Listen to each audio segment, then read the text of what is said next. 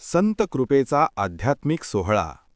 पांजरवाडीत सप्ताहात भक्तिरसाची उधळण. हरिभक्त परायण सागर महाराज भालेराव यांच्या ओजस्वी कीर्तनातून संत कृपा झाली अभंगाचे हृदयस्पर्शी निरूपण. येवला तालुक्यातील पांझरवाडी येथे श्री विठ्ठल रुक्मिणी व शनी महाराज मूर्ती प्राणप्रतिष्ठा व अखंड हरिनाम सप्ताह सोहळ्यानिमित्त परिसरात भक्तिमय वातावरण निर्माण झाले आहे.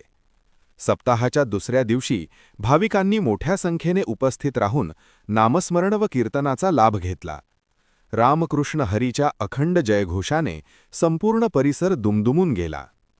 या प्रसंगी ह.भ.प. सागर महाराज भालेराव यांनी संत बहिणाबाईंच्या संत कृपा झाली इमारत फळा आली या अभंगावर अभ्यासपूर्ण व प्रभावी निरूपण केले. अभंगातील प्रत्येक ओवीचे सखोल विश्लेषण करत त्यांनी संत परंपरेचे महत्त्व स्पष्ट केले. ज्ञानदेवे रचिला पाया या ओवीचा संदर्भ देत संत ज्ञानेश्वरांनी भक्तीचा भक्कम पाया रचला असे त्यांनी सांगितले.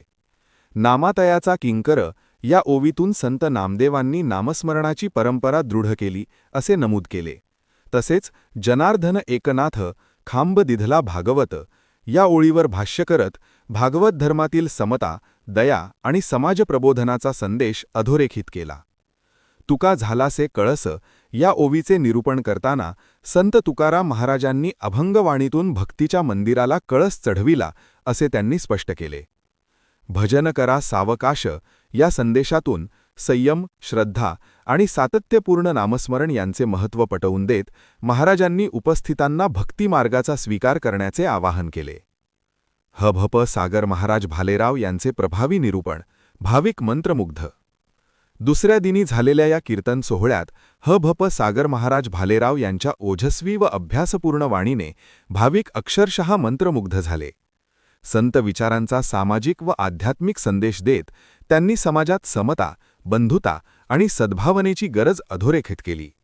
त्यांच्या निरूपणामुळे अखंड हरिनाम सप्ताहाला विशेष आध्यात्मिक उंची प्राप्त झाली असून कार्यक्रमाचे सर्वत्र कौतुक होत आहे.